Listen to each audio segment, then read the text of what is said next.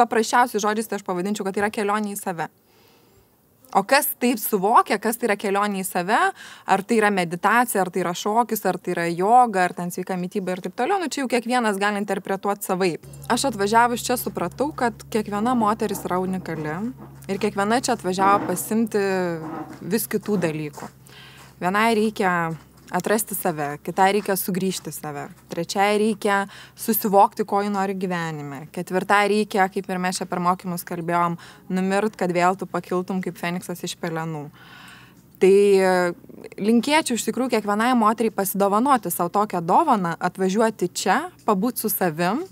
Ir kitas labai didelis privalumas šitos kelionės buvo, kad čia yra daug moterų ir iš kiekvienos, kuri čia buvo, taip pat kiekviena mes tikėtina, kad gavome labai daug gražių dalykų.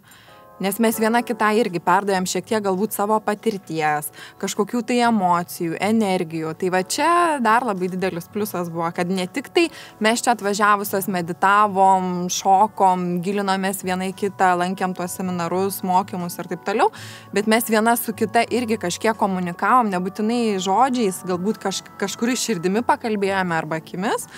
Tai čia irgi yra labai labai didelis pliusas, kad mes tiek moterų sugebėjom pažinti vienoje vietoje, su kiekviena sugyventi, galbūt būtų galima taip pasakyti, ir net nebejoju, kad iš čia išvažiavus tikrai ne su viena norėsi susitikti, o šiaip kažkada gyvenime sutikus visada norėsis apsikabinti ir prisiminti šitą tobulą laiką, kur čia turėjom.